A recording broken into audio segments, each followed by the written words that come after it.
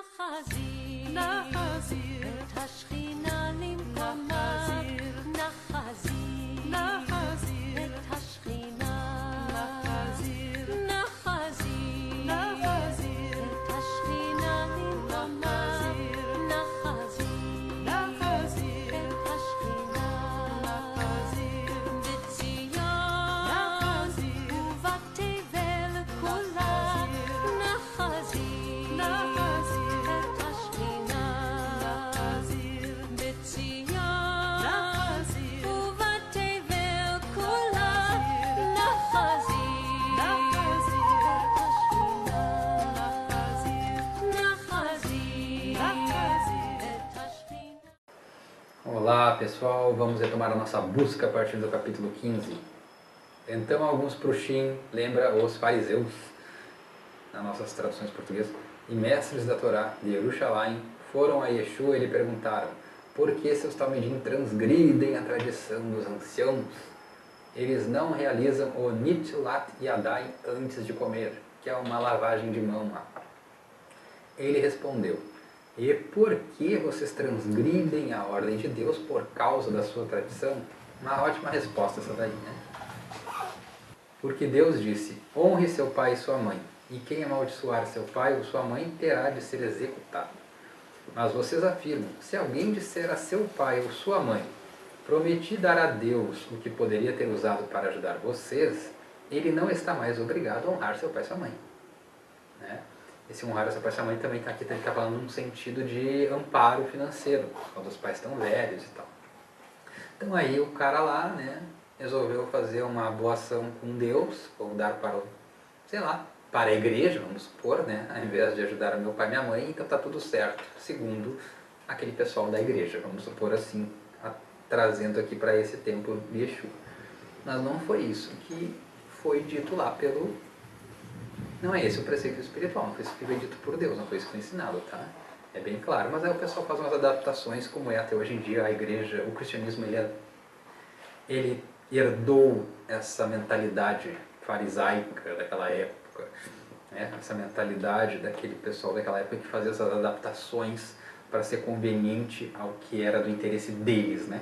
Tradições humanas, criações humanas, doutrinas humanas em lugar daquelas que eram simples, objetivas, claras, que qualquer um podia fazer em qualquer lugar, vindas da espiritualidade. O cristianismo é dotado disso. Por isso estamos aqui fazendo essa busca, fazendo um resgate dos ensinamentos do mestre, esse resgate dos escritos novos, a partir dos escritos novos, assim chamados, conhecido, como as pessoas chamam de evangelho. Mas vocês afirmam: se alguém disser a seu pai ou sua mãe, prometi dar a Deus o que poderia ter usado para ajudar vocês, ele não está mais obrigado a honrar seu pai e sua mãe. Dessa forma, por causa da sua tradição, vocês anulam e tornam sem sentido a palavra de Deus. Hipócritas! Yeshayahu estava certo ao profetizar sobre vocês. Essas pessoas me honram com os lábios, mas seu coração está muito longe de mim. O fato de me adorarem é inútil, porque ensinam regras inventadas por homens como se fossem minhas. Religião cristã. Isso aqui é o resumo da religião cristã nesses últimos 2000 anos, tá, de existência. É isso aqui. Então, já que não temos mais os fariseus, né? Os fariseus hoje, na época, eram um grupo forte. Alguns fariseus, deixando bem claro, né? Também tem mais essa coisa que é importante as pessoas entenderem. Não era todos os judeus, todos os fariseus, todo mundo era ruim, ninguém prestava. Não é isso.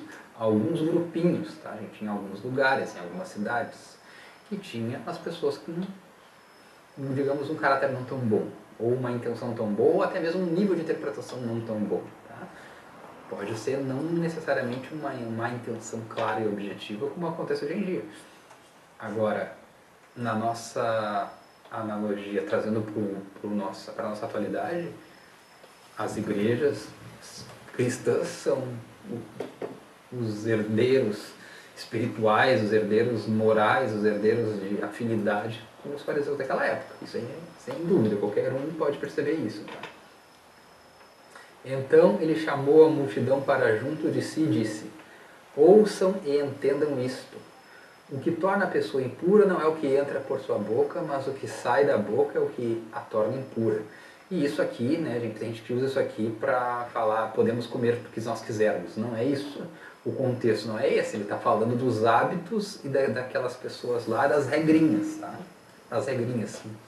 Tem a ver com um externo sendo priorizado em detrimento do interno. É isso que está falando aqui. Os talmidim se aproximaram dele e disseram: você sabe por que os prushim ficaram ofendidos pelo que você disse? Ele respondeu: toda planta que meu Pai Celestial não plantou será arrancada pelas raízes. Deixem-nos. Eles são guias cegos. Se um cego conduzir outro cego, ambos cairão no buraco. É o que a gente vê nessas igrejas lotadas hoje em dia aí. Muitos, inclusive, se dizendo apóstolos, não, já passaram do nível de pastor, eles são apóstolos. Kefa lhe disse: explique-nos a parábola. E então ele exclamou: será que vocês não entenderam nem agora? Não percebem que tudo que entra pela boca vai para o estômago e mais tarde é expelido na latrina? Mas o que sai da boca procede do coração, e são essas coisas que tornam o homem impuro. Pois do coração procedem, detalhe mega ultra power importante para a tradição cristã, que eu não entendo por que não leram isso em 2000 anos. Pois do coração procedem maus pensamentos, assassinato, adultério e outros tipos de imoralidade sexual, roubo, mentira e calúnia. Ou seja, tudo que não presta procede da onde? Do coração, não é do demônio, do satanás, do diabo ou sei lá de quem. Esqueçam, isso é mentira das igrejas, não é verdade, tá? Procede justamente da pessoa. Aí a gente começa a pegar esse fato aqui muito claro. Foi Jesus que disse, tá? Não sou eu que estou dizendo. Não é o pastor que está dizendo, não é o padre que está dizendo, não. É o próprio mestre que disse. Aí juntem as partes. Não, a gente não está dizendo desde o início que o inimigo é interno. Quando a gente fala que tem aquela linguagem, o diabo, que significa simplesmente isso, adversário. Satanás significa isso, adversário. Ou seja, quem é o adversário? Justamente a própria pessoa. E aqui ele deixa muito claro, todas as coisas ruins que acontecem no mundo procedem do coração da pessoa. É muito óbvio que está onde então o inimigo, aqui, né? Não é essas coisas que o inimigo, o suposto demônio das igrejas, né? Que está tão na moda, essa coisa do demônio, do diabo, não sei. Não é isso que ele faz a gente fazer, maus pensamentos, roubo, traição, imoralidade, adultério, assassinato, não é isso. Mas Jesus está dizendo que vem do coração. Por que então os nossos amigos pastores, né, gostam de dizer que vem do diabo? É o diabo que faz isso. Aí a gente vai lá para cima naquela parte que lê antes e vocês vão entender. Essas pessoas me honram com os lábios, mas seu coração estão longe de mim. O fato de me adorarem é inútil, porque ensinam regras inventadas por homens, como se fossem minhas. É isso que eles fazem. Está bem claro uma parte na outra. É só juntar os pontos. Aquilo que a gente busca falar sempre aqui. Juntem os pontos e vocês vão ver. O que é ensinado ali não procede do ensinamento do mestre. O mestre deixa muito claro que essas coisas ruins procedem do coração do próprio homem. Nossa, aqui, tá? Nós que estamos lendo isso aqui, temos tudo isso dentro de nós. Para lutar e para enfrentar, e para fazer o chuvá, e para vencer esse inimigo, que ele existe, sim, ele existe, mas ele é interno. Ele não é uma criatura inventada, não é um anjo caído. Que quer trair Deus, quer superar Deus, quer ser melhor que Deus. Não, nada a ver com essa bobajada. Bobajada. Nada a ver com isso. Né? Uma coisa que está totalmente interna, que a gente tem que vencer. E é muito mais difícil vencer uma coisa interna do que uma externa, por mais que tem gente que acha que não, porque não parou a pensar, né? Dá muito mais trabalho, né? Vencer uma coisa interna, uma coisa que está em ti mesmo, onde tu é o problema e não um outro ser mega poderoso, sei lá, com guampas, rabo, ou então muito lindo, né? São as teorias que existem, né? O mais evoluído que as igrejas chegam é dizer que não, ele não é feio e guampudo e com rabo e garfo, ele era lindo. Esse é o conceito mais evoluído que o cristianismo atingiu, né? Dizer que era um anjo muito lindo, muito preferido de Deus. Até isso, eu já escutei até essa. Mas ele resolveu ser mais que Deus, olha só. E aí, querem atribuir todas essas questões do mundo, todas as questões dos homens, dos atos ruins dos homens, a esse anjo lindo, que se revoltou e quis ser mais que Deus, né? Criando uma regra que não foi Deus que inventou, porque não tem nenhum lugar que diz isso, né? E indo contra o próprio ensinamento do mestre, deixando muito claro que é do nosso próprio coração, que é de nós mesmos, não culpa os outros, não culpa a mulher, nem o diabo, nem a sogra, nem o cachorro. É a gente mesmo. Muito claro, tá, gente? Isso é muito importante para qualquer um que está realmente querendo crescer espiritualmente, para qualquer um que é buscador, eliminar totalmente essa ideia bobinha, uma ideia infantil, uma ideia para assustar a criancinha, que foi inventada na Idade Média para angariar adeptos, tá? A gente não precisa mais cair nesse conto. Isso aí deu o que tinha que dar, né? Na época as pessoas ficavam com medinho e realmente entravam lá e... Ou então, nem naquela época dava muito certo, né? Tanto que queimaram muitas pessoas nas fogueiras por ir contra aquela opressão da igreja, né? Aí ainda hoje isso reverbera no meio evangélico, tá? O meio evangélico é onde mais tem isso. A igreja católica, ela não desmentiu essa besterol que eles que inventaram. Eles que inventaram isso daí. Eles deveriam ter o dever de fazer a correção dessas coisas, mas eles não fazem, né? Tudo bem. Mas quem pegou agora essa herança toda e começou a fazer pior ainda e criar mais regrinha ainda de homens e colocar isso na boca de Deus, como se Deus tivesse dito, não é nem Jesus, né? É Deus que falou. Né? Porque Jesus é Deus. Eles promoveram um mestre ao próprio Criador do Universo. Tá? Botar isso na boca de Deus e dizer que foi Ele e ficar ensinando isso e se auto-intitulando apóstolos, emissários ou sei lá mais o que, né? É um absurdo completo. E a gente não pode cair nisso.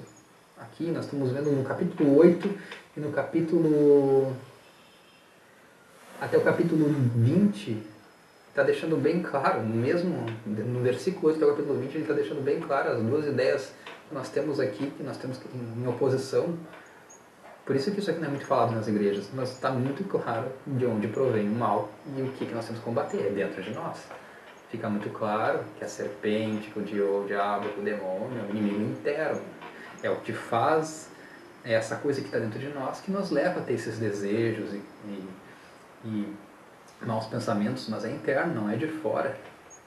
Senão o próprio mestre teria dito: lutem contra os demônios que vagam pela terra. São muitos, são milhares. Né? Eles têm até o censo, até a quantidade eles têm, né? Eles são mais do que gente, eles sabem até isso. Então, como eu já disse para vocês, eles já disseram até que é 1 grau menos poderoso do que Deus, né? Eles já mediram até o nível de poder. Então, um monte de bobagem que a gente tem que se livrar. Esse é um atraso espiritual na humanidade. O Ocidente é atrasado espiritualmente por causa dessas bobagens que foram passadas pelas essas historinhas para assustar as pessoas, tá? Para pegar lá os adeptos, forçar conversões, forçar catequizações, enfim. Até hoje é assim. E hoje é antes também era questão financeira, questão de domínio político, porque a igreja dominava politicamente, né? A igreja era o grande poder político. E dinheiro. As duas coisas que importavam. Tudo vinculado ao poder e domínio daquelas pessoas. A gente precisa romper com essas coisas, tá? Para realmente crescer espiritualmente e para a sociedade crescer como um todo, porque lembrem, tudo está interligado. Essas coisas, né, são aquela listinha que ele deu ali: assassinato, adultério, outros tipos de imoralidade, roubo, mentira, uma lista que podia ficar falando eternamente, que tornam a pessoa impura. Não é comer sem lavar as mãos que torna alguém impuro. Pode até dar uma dor de barriga, provavelmente, se a pessoa tiver, né? Pode dar algum problema. Lavar as mãos é bom, tá? Ninguém está dizendo isso, não é isso que ele está falando. Ele está falando com isso no sentido de comparação do que importa para fazer para a pessoa, para um ser, para uma criatura aqui na Terra, vivenciando suas experiências, tá? E aonde tu coloca o peso disso? Mais ou menos também dentro daquela ideia lá do campo com a pé, do campo com o tesouro enterrado. Onde é que tu vai colocar a tua força, o teu investimento do teu tempo, da tua energia, né, da tua vivência, da tua existência? Mais ou menos isso, tá coligado. Não tem nada a ver com posso comer todos os bichinhos e azar.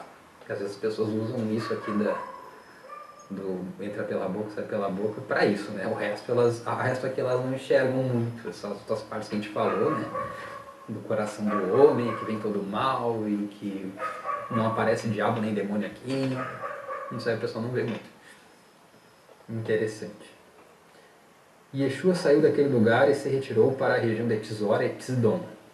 Uma mulher de Canaã, que morava ali, veio a ele gritando: Senhor, tenha misericórdia de mim, filho de Davi. Minha filha é mantida sob poder de demônios. Aqui apareceu os nossos estimados demônios. e está sofrendo muito. Mas Yeshua não lhe disse nenhuma palavra. Lembrando que além da possibilidade de demônio ser uma palavra que eles usavam para espíritos de pessoas más, tá? Muitas, isso aí os estudiosos são unânimes em falar, que muitas, para não dizer que todas, tá? Vamos falar muitas, vamos falar só muitas, não vou dizer que são todas. Desses casos que eles chamavam de possessão por demônio ou influência de demônio, eram doenças mentais, tá? Doenças mentais, problemas mentais, que a pessoa tinha depressão, ficava lá, né? Sei lá, qualquer tipo de transtorno que a gente hoje tem vários, eu não gosto de mencionar tantos que tem, porque eu não concordo muito com certas nomenclaturas e tantos rótulos que já inventaram, tá? Mas eram isso, tá? Qualquer pessoa que de repente era diferente até na sua singularidade, na sua forma de ser, já podia ser rotulada como um demônio, tá?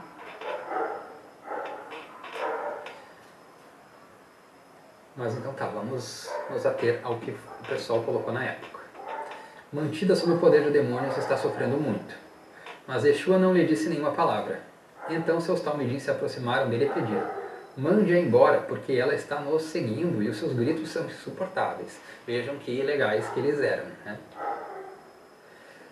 Ele respondeu: eu fui enviado apenas às ovelhas perdidas da casa de Israel.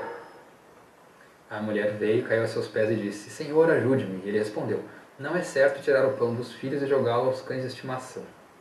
Disse ela: isso é verdade, Senhor, mas até os cães comem as sobras que caem da mesa dos donos. Então Yeshua lhe respondeu: a senhora é uma mulher que possui muita confiança, que seu desejo seja atendido. E naquele mesmo instante sua filha foi curada. E Yeshua saiu dali e foi para a beira do lago Quineré. Ele subiu a um monte e se assentou. Uma grande multidão se dirigiu a ele, trazendo-lhe mancos, aleijados, cegos, mudos e muitos outros. Ele os colocaram a seus pés, e Yeshua os curou. O povo ficou admirado quando viu os mudos falando, os aleijados curados, os mancos andando e os cegos vendo. E disseram: Abrahá, o Deus de Israel. Só voltando ali na questão da mulher e do povo de Israel, o que está dizendo? Que às vezes a gente pode não se achar merecedor de determinadas coisas boas, de determinadas bênçãos, achando que tem outros que são mais dignos de receber. Mas ela teve o quê? Ela teve confiança e ela ainda insistiu. Ela não aceitou um não de cara. Teve ali um joguinho. Tá? E ela recebeu, inclusive antes, dos próprios teoricamente preferidos. Então é importante a gente pegar esses símbolos, tá? Lembrando, tudo isso aqui são mensagens, símbolos para nós. Tem a ver com o nosso tempo, não com necessariamente aquele tempo. Acontecido naquele tempo, para que a gente possa fazer a leitura e entender nesse tempo. Aqui também, quando cego é o quê? Alguém que está cego para a questão das verdades espirituais, está com muitos véus, não escuta, não entende as questões que realmente importam na vida. Manco está não conseguindo fazer suas ações, andar, progredir, avançar espiritualmente. Não vamos pensar simplesmente no sentido lá, a pessoa que estava assim, arruaçada, né? Isso são símbolos para que nós hoje façamos os entendimentos de acordo com o quê? Com a nossa época que a gente está vendo. Que época a gente está vendo? A época da transição. O fim desta era antiga para uma era nova. Tá? A era messiânica. A era onde esse mau instinto, essas coisas ruins que procedem do coração não vão mais existir. Tá? Vão ser eliminados, vão ser jogados ao fogo, jogados na fornalha ardente. Juntamente com aqueles que não tiverem feito o seu tchuvá. Estamos fazendo o que aqui, com isso que estou falando? Alinhando os pontos, tá? Fazendo as ligações. É isso que os buscadores têm que fazer, em todos os setores da vida. E Yeshua chamou os seus talmidim e disse: tenho compaixão desta multidão, porque eles estão comigo há 3 dias e não têm nada para comer. Não quero mandá-los embora com fome, porque podem desmaiar a caminho de casa. Os talmidim lhe disseram: onde poderíamos encontrar neste lugar remoto pães suficientes para alimentar esta multidão? E Yeshua lhes perguntou: quantos pães vocês têm? Eles responderam: 7 e alguns peixes.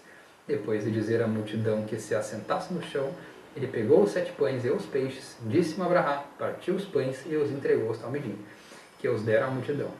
Todos comeram até se fartar, e juntaram 7 cestos cheios de sobras. Cerca de 4.000 homens, sem contar mulheres e crianças, foram alimentados. Depois de ter despedido a multidão, ele entrou no barco e foi para a região de Magadã. Então aqui mais uma vez uma situação de uma coisa, um milagre, né? Algo que a gente ainda não consegue explicar muito claramente, mas que tem códigos, a gente já percebe que os números muitas vezes se repetem, tem situações-chave que se repetem. Na outra a gente pôde ver, né, eram 5.000 homens. Podemos fazer de repente uma associação com a quinta dimensão, que é o que está por vir no fim desta era para a nova, vai ter um salto para a quinta dimensão, onde as coisas se manifestam de maneira mais rápida. Aqui a gente está numa trava, né, da terceira dimensão, onde as coisas são lentas, requer muito trabalho, o suor do rosto, que fala lá, né, no início lá do Gênesis, significa isso, né, as coisas não são simples, né, pensou e faz e vai ali, deu, tem trabalho. Na quinta dimensão isso é diminuído, as coisas fluem de maneira mais tranquila, se manifestam de uma maneira mais fácil, por isso a gente precisa estar com a mente trabalhada para estar lá nessa outra dimensão, porque as coisas do pensamento podem se manifestar muito automaticamente, muito rapidamente, muito mais fácil. Então é por isso que não pode a pessoa que não está devidamente aprimorada ir para lá, porque ela faria um estrago para ela mesma e para as outras pessoas, e é por isso que tem todo um trabalho que é feito, é por isso que as pessoas vão continuar em outros locais onde predomina o sistema aqui da terceira dimensão. Bem, então é isso. Já terminamos o capítulo 15, termina assim, termina com mais esse milagre aí dos alimentos. Tem questões quânticas envolvidas e tal, mas que a gente ainda não tem as explicações completas disso. O que sabemos é uma coisa: isso vai se manifestar, está para chegar, é possível porque o próprio mestre ensinou que nos é possível fazer tudo o que ele fez e até mais. É isso que a gente tem que ter sempre em mente. Essas coisas são possíveis e elas, um dia a gente vai conseguir unir tudo isso com a ciência, com os conhecimentos, com as outras áreas da nossa vida.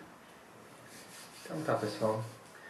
Espero que meu coração tenha conseguido falar o coração de vocês. Até a nossa próxima busca. Baruch Hashem.